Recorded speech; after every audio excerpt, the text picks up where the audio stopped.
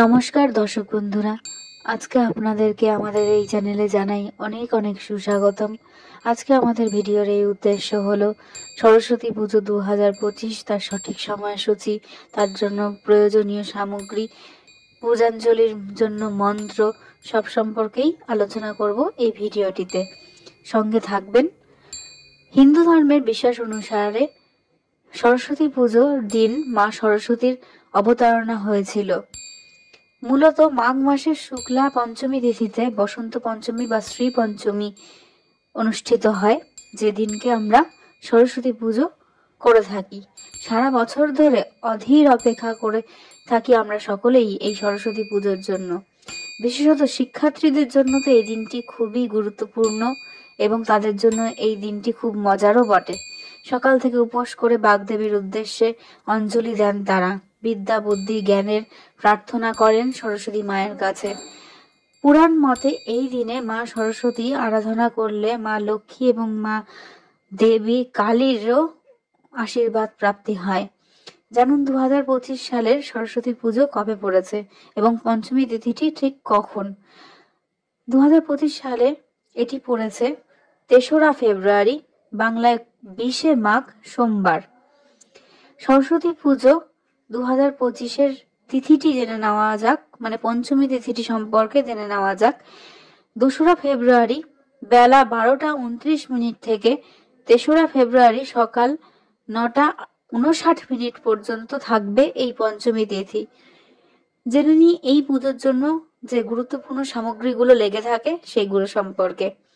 শ্রী পঞ্চমীর দিন সকালেই সরস্বতী পুজো সম্পন্ন করা হয়ে থাকে নিয়ম মতো।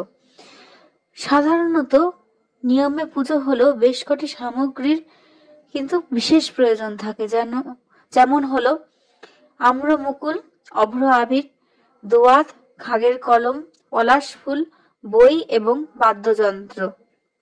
এছাড়াও বাসন্তী রঙের গাঁদা ফুল এবং মালা মার বিশেষ প্রিয়। চলুন জেনে নেওয়া যাক সরস্বতী পুজোর পূজাঞ্জলির মন্ত্র। ওং জয় জয় দেবী চরাচর সারে, কুচযোগ শোভিত মুক্তাহারে, বীণা রঞ্জিত পুস্তক হস্তে, ভগবতী ভারতী দেবী নমো হস্তুতে।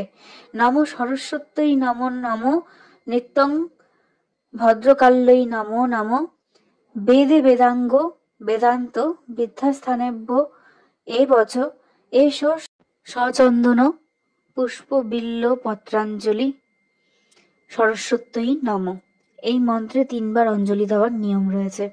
এছাড়াও ওনার প্রণাম মন্ত্রটিও আমরা জেনে নিচ্ছি। ওম সরস্বতী মহাভাগে বিদ্যে কমলোচনে, বিশ্বরূপা বিশালাক্ষী বিদ্যাং দেহি নমঃস্তুতে। তো এই মন্ত্রগুলি আপনারা উচ্চারণ করতে পারেন। মা সরস্বতী তো খুব অল্পেই সন্তুষ্ট হন।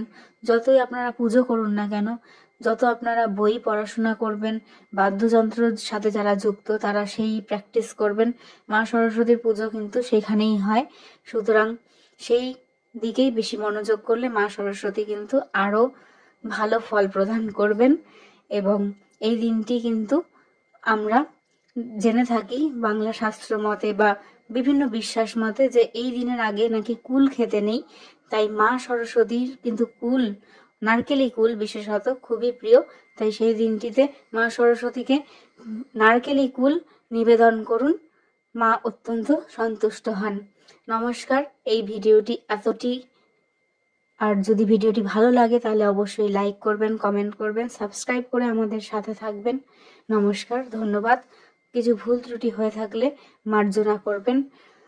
আশা করব আপনাদের এই বছর খুবই ভালো কাটুক। শুভ নতুন বছর। নমস্কার, ধন্যবাদ।